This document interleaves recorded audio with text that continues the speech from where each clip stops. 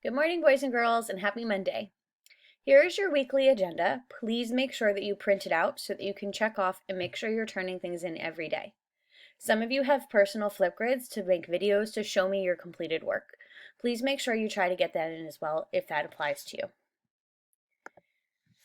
Today's Spirit Week is girls versus boys. Good old friendly boys versus girls. Boys, wear some blue. Girls, wear some pinks and purples. Read aloud. For the next few weeks, you'll be listening to Charlotte's Web, but thanks to Miss Mulehall. Sorry, I forget what her last name was. She's recording the story and putting the pages live on the screen so that you can help follow along. It's a very classic book. Some of you may have seen the movie. If you want to treat yourself and watch the movie at some point afterward, that's great too. But it really is a great book, and I encourage you to go ahead and read it or listen to it. You can also explore more about pigs. I added a Hog Genius video and some facts about pigs from National Kids Geographic. Writing today, I put before reading, and I have a reason. Please try to do writing before reading just to refresh your memory a bit. Remember a few weeks ago when you were researching animals? Well, you're actually going to bring that back a little bit. You're going to reflect on your own animal's Padlet and any notes you took about your animal if you still have them. Many of you did them online on Google Classroom. They're still there. You can still open them. Just go through the writing section or the reading section on Google Classroom. Many of you did them on paper. So check your notebooks, check your folders, files, see if you still have them laying around.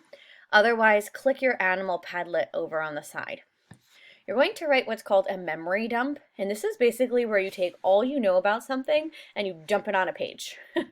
So you're going to kind of do a write long, but you're just going to write everything that you know and everything that you remember to really refresh your memory and bring all of that knowledge back to the beginning of your brain. Since you've been so focused on our tribes and now we're kind of going back to our animals. This will help jog your memory and refresh you and kind of get you ready for the week. This does not need to be any specific structure. You don't have to worry about paragraphs or punctuation or spelling. The main idea is really to just get out every single fact that you can. Think about your subtopics about the food and the body and the climate and predators and prey and dangers, survival, traits about that animal, things like that. Once you're done with your memory dump, you're going to move on to reading. Your goal this week is to compare and contrast two animals while creating a theory of which animal is stronger and writing a Who Would Win book. You guys should be really familiar with the Who Would Win books, and just in case you've forgotten, you can go review the Who Would Win lobster versus crab video. We did a lot with crustaceans, crabs, lobsters, crayfish earlier in the year for nonfiction research, as well as for science when our crayfish came to visit us, and we took care of them. So we're going to kind of go back, and I know you guys are already good at this because I've seen you write Who Would Win books before. Some of you did them for homework. I still have Adeline saved on my computer from her Who Would Win. She had a horse version, but you're going to explore an animal that you did not research from now another group's Padlet. And you're going to create a Venn diagram similar to what you did last week, only this time you're going to compare the animal you researched to the animal that you're looking into now. And you're just going to make a Venn diagram and compare and contrast the two. Please try to add at least 3 things in each section. Again, this is available on Google Classroom in the reading section to get a Venn diagram that you can type on, or you can do this on paper. Just in case you've forgotten, I also added what animals you did research a few weeks ago, just in case you forgot. Okay? Last but not least is math. Your math goal for this week is to identify fractions of a set using the correct vocabulary. So, you're actually going to create a Unit 7 glossary by drawing a picture or example of each word, coming up with a written definition for each one, and it says note. You can use the Unit 7 family letter. This is found in the home link book you have at home. It's also attached here.